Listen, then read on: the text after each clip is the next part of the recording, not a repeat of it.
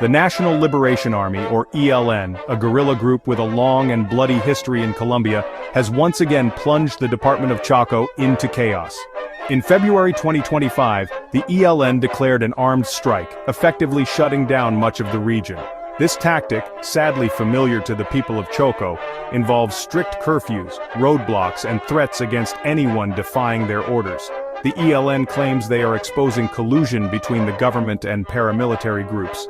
However, their actions have created a humanitarian crisis, trapping thousands of innocent civilians in a deadly game.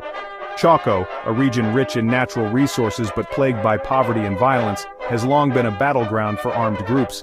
The ELN's presence is nothing new, but their recent escalation of violence is particularly alarming. Their control extends beyond the rural areas, reaching into the heart of communities and disrupting daily life. The armed strike is not just about territorial control, it's about spreading fear and asserting dominance over the population.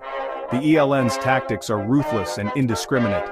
They target civilians and infrastructure alike, leaving a trail of destruction and despair in their wake. Schools have been forced to close, depriving children of their education. Businesses are shuttered, crippling the local economy.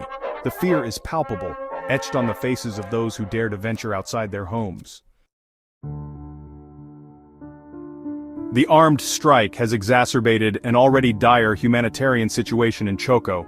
Displacement, a tragic consequence of Colombia's long-running conflict, has reached alarming levels. Thousands have been forced from their homes, seeking refuge in overcrowded shelters or living in precarious conditions. The ELN's indiscriminate planting of landmines has further restricted movement, turning once vibrant communities into virtual prisons. The landmines, often hidden in fields and along roadsides, pose a deadly threat to civilians.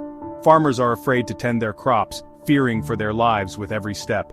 Children cannot play outside, their laughter silenced by the constant threat of danger. The landmines are a cruel legacy of the conflict, one that will continue to claim victims long after the guns have fallen silent. The humanitarian crisis in Choco is not just about numbers, it's about the human cost of conflict.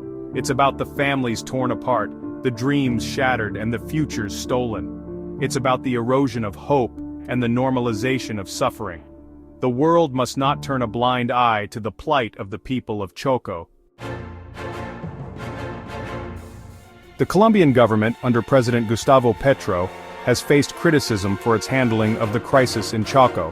While there has been a military deployment to the region, many argue that it's too little, too late.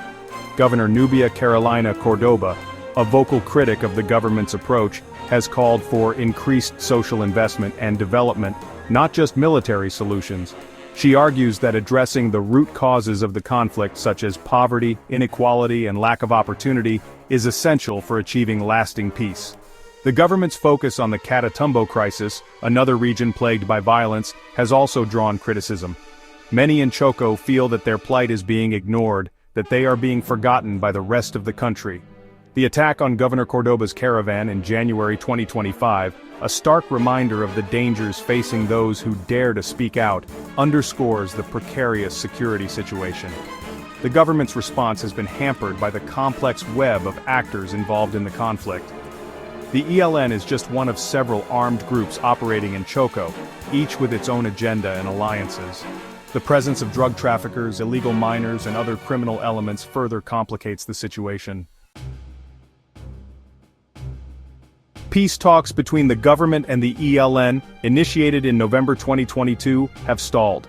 Both sides blame each other for the lack of progress, and the cycle of violence continues. The ELN's recent actions have cast a long shadow over the negotiations, raising serious doubts about their commitment to peace. The international community, once optimistic about the prospects for a negotiated settlement, now watches with growing concern. Despite the challenges, there are glimmers of hope. Civil society organizations, religious leaders, and ordinary citizens continue to raise their voices for peace. They organize marches, hold vigils, and demand an end to the violence. Their courage and resilience are a testament to the enduring human spirit, even in the darkest of times. The road to peace in Choco will be long and arduous. It will require a sustained commitment from all sides, as well as the support of the international community. The people of Choco deserve a future free from fear and violence, a future where they can live in dignity and peace. It's a future worth fighting for.